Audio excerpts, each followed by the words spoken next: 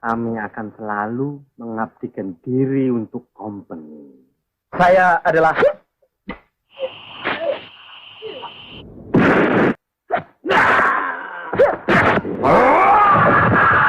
Halo Kisanak, welcome back to YouTube my channel. Semoga Kisanak sehat dan panjang umur, amin. Kali ini saya akan menceritakan alur cerita dari film Jaka Sembung dan Bajing Ireng yang diperankan oleh teman seperguruan kakek saya, yaitu Mamang Berry Prima. Oke, langsung aja.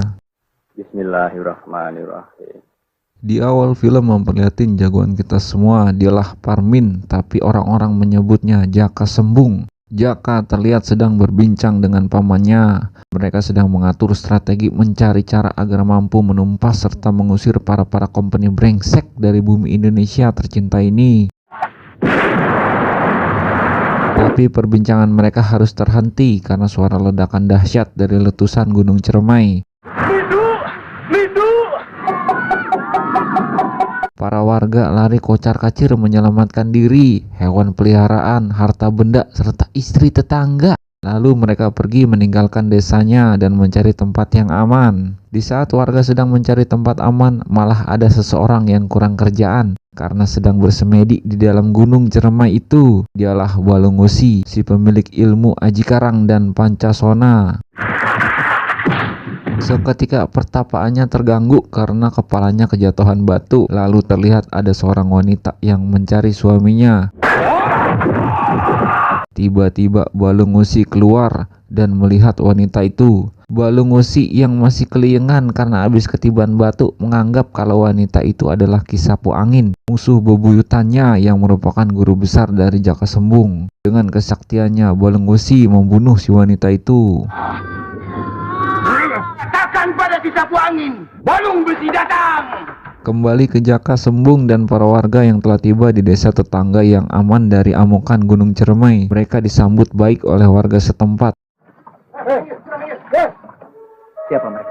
Namun desa itu sudah dikuasai oleh para company dan desa itu dipimpin oleh Demang, penjilat Fantat company yang bernama Demang Asmara, seorang yang sering menyiksa rakyat dengan meminta pajak dan disetorkan ke para company. Yang siapa saja berani melawannya dipastikan hidupnya nggak bakal lama. Jangan dibawa Tuan Demang.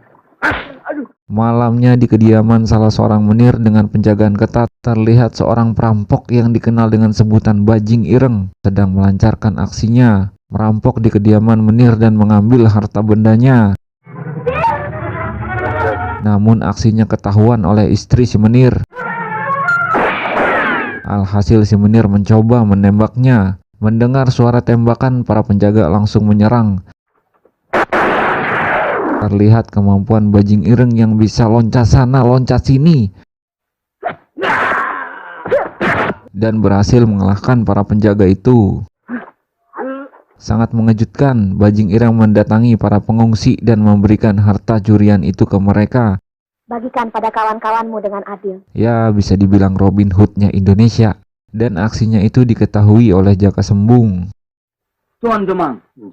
Setelah kejadian itu, Demang Asmara dipanggil oleh menir yang bernama Kapiten De Koneng. Koneng ngambang di kali. Si Koneng menyuruh Demang buat nangkap Bajing Ireng. Dengan tampang sok-sok lugu, Demang berjanji bakal menangkap Bajing Ireng secepatnya. Besoknya si Demang Asmara menanyakan ke warga di mana Bajing Ireng berada. Si Demang menangkap seorang warga yang kagak tahu apa-apa. Saya tidak kenal Bajing Ireng, demi Tuhan. Saya baik-baik. Dan menyebutnya kawanan Bajing Ireng serta menyiksanya. Itu dilakuin Demang biar warga takut dan mau memberitahu di mana keberadaan Bajing Ireng. Malamnya Bajing Ireng kembali beraksi. Kali ini dia menyatroni rumah si Demang. Si Demang yang tahu hartanya dicuri menyuruh semua anak buahnya buat menangkap si Bajing Ireng.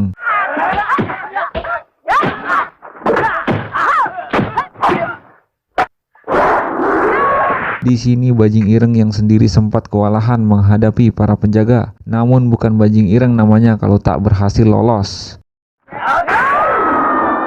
Tak sampai di situ, lagi-lagi Bajing Ireng harus menghadapi para company yang sedang ronda keliling kampung.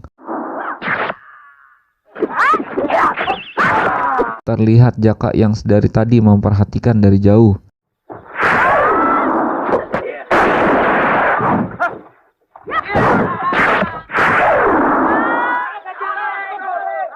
Terlihat si Demang yang puyeng karena harta yang diambil merupakan pajak yang dikumpulin dari rakyat dan bakal disetorkan ke para company. Tunggu sebentar. Saya adalah... Jaka yang dari tadi ngawasin Bajing Ireng akhirnya keluar. Namun Bajing Ireng yang mengira kalau Jaka merupakan centeng company pun menyerang Jaka.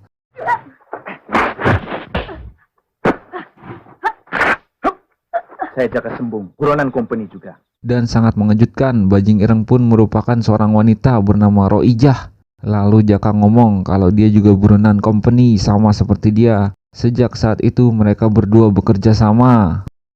Ada gila, Pak. Ngamuk di sana, Pak. Balung besi. Bersamaan dengan itu, para warga dikejutkan dengan kedatangan Balung Besi yang membantai siapa saja yang menghalangi. Sapu angin, keluar kau. Serta terus meneriaki nama Ki Sapu Angin yang merupakan guru besar Jaka Sembung. Terlihat kesaktian dari Balung Besi yang biasa aja saat dibacok oleh warga.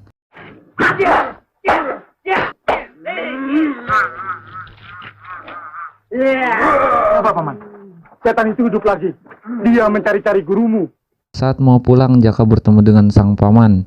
Di sini si paman menceritakan alasan Balung Besi mencari gurunya Ki Sapu Angin. Kalau dulu Balung Besi merupakan perampok yang sadis dan kejam, kagak ada satu warga pun yang berani ngelawannya. Sampai ada seorang pendekar yang bernama Sapu Angin berhasil mengalahkan dan mengurungnya di Gunung Cermai.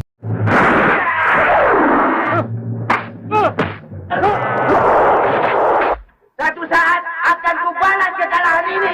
Karena dia memiliki ilmu pancasona dan aji karang, dia masih tetap hidup. Sampai saat Cermai meletus, disitulah dia terbebas dan menuntut balas ke Sapu Angin.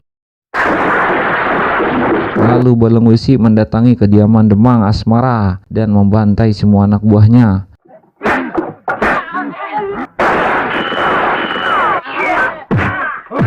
Si Koneng ngambang di kali yang menembaknya pun terkejut karena pelurunya kagak mempan ke Balung Besi yang kayak badak.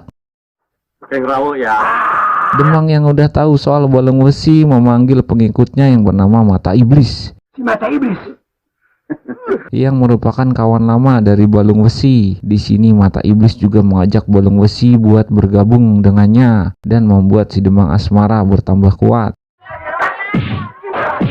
Besoknya dipimpin oleh si Mata Iblis, para company dan anak buah Demang membuat keributan dengan menyiksa warga agar mau buka mulut dan mengatakan di mana keberadaan Bajing Ireng. Sementara itu Roijah sang bajing yang menyaksikannya pun segera muncul menjadi Bajing Ireng dan menghajar para begundal-begundal itu.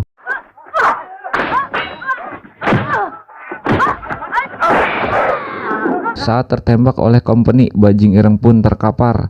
Namun sangat mengejutkan saat penutup wajahnya dibuka, ternyata itu cuma kakek bunsinnya alias yang palsu. Dan Bajing Ireng yang asli pun muncul.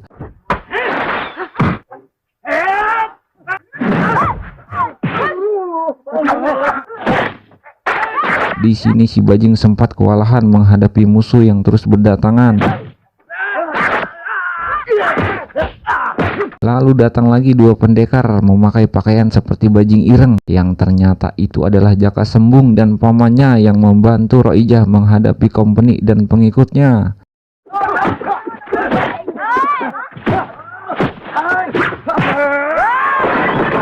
Setelah penutup wajah Bajing Ireng terbuka, warga pun sangat terkejut heran, bahkan sampai dibuat status WhatsApp karena mereka baru tahu selama ini yang membantu mereka merupakan Roijah.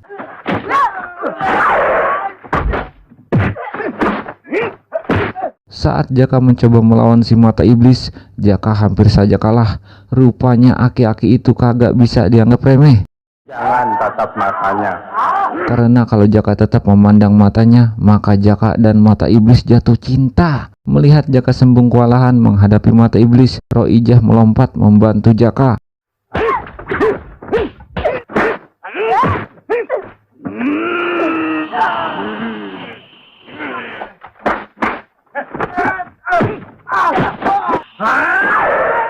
Akan tetapi Roijah tak mampu menghadapinya. Lalu Jaka menyerang Mata Iblis dengan mengangkat tanduknya dan membawa Roijah lari dari tempat itu.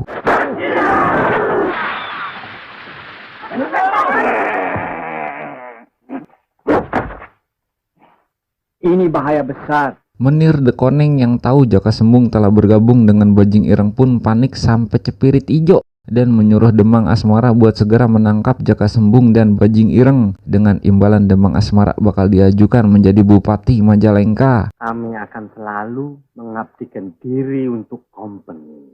Jaka Sembung, keluar kau!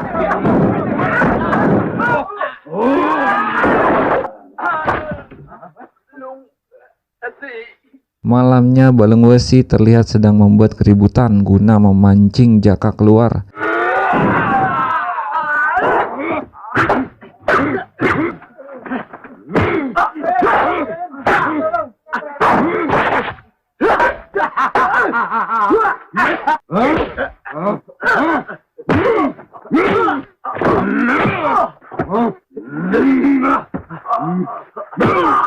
Terlihat Jaka kewalahan menghadapi Balung Wesi karena tubuhnya kebal dan keras kayak besi.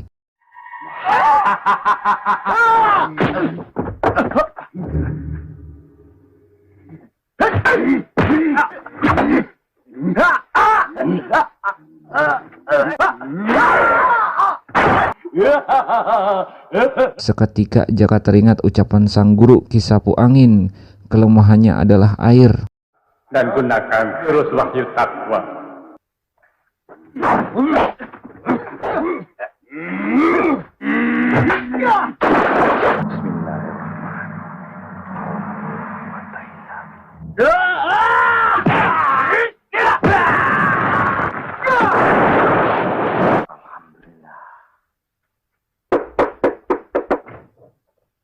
Mau apa? Setelah Balung Wesi matoi, terlihat dua warga mengantar peti ke kediaman si Demang dengan alasan harta rampasan dari Bajing Ireng telah dikembalikan.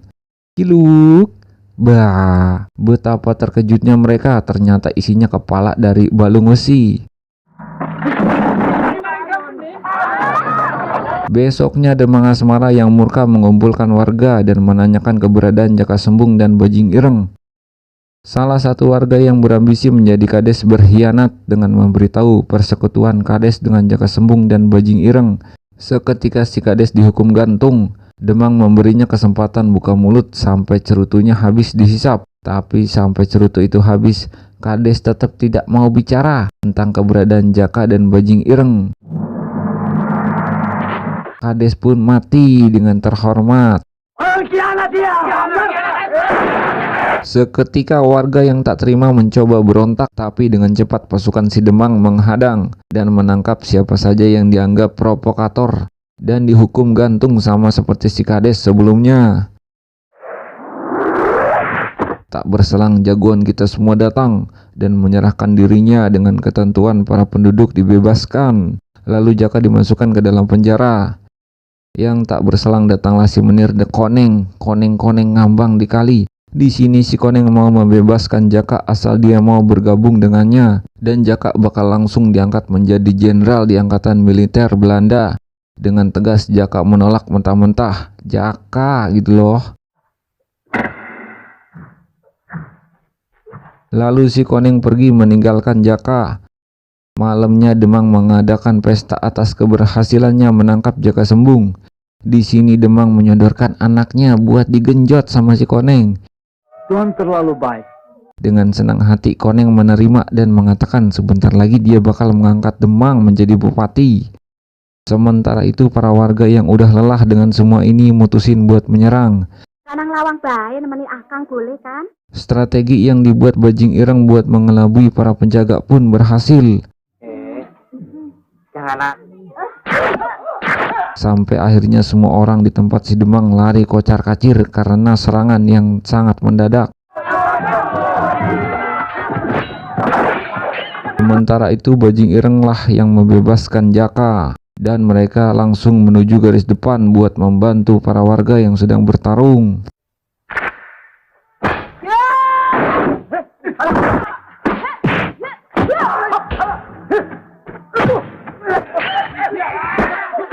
Mau lari kemana kau pengkhianat?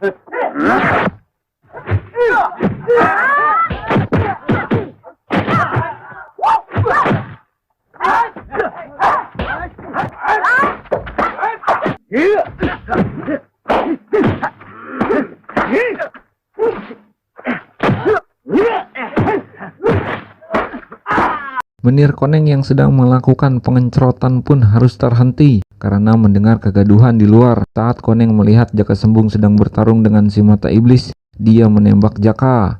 Pamannya yang melihat langsung menghadang.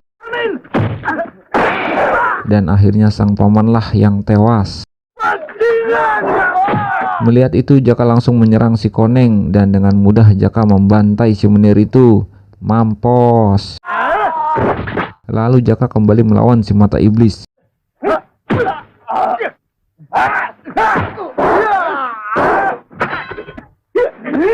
Di sini Jaka mengambil pecahan kaca buat membalikan jurus si mata iblis.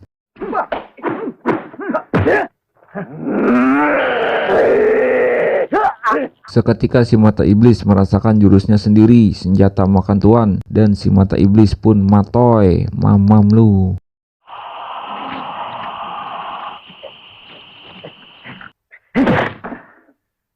Sementara itu Bajing Ireng harus menghadapi kawanan mata iblis dan balung besi. Ia bernama Dewi Permoni.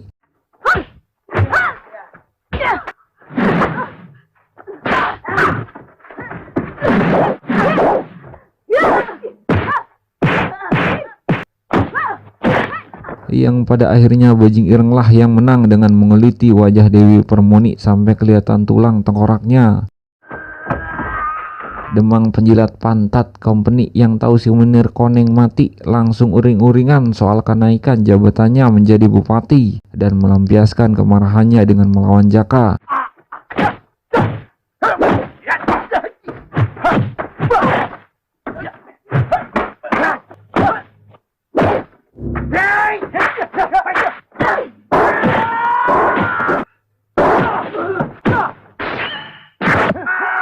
Akan tetapi dengan mudah Jaka menghabisinya. Selamat tinggal pengkhianat-pengkhianat bangsa. Semoga kekal di neraka. Alhamdulillahirrabbilalamin. Gimana filmnya Kisanak? Semoga terhibur dan banyak pelajaran yang bisa diambil. Jangan serakah dan jangan menghalalkan segala cara cuma buat naik jabatan dan hidup enak. Apalagi sampai mengorbankan rakyat kecil yang kagak tahu apa-apa. Sampai ketemu lagi di video-video selanjutnya. Jangan lupa subscribe, like, komen ya. Jaka Sembung pergi ke pasar, cakep. Pulangnya nemu duit, lumayan buat depo. Dadah. Iya.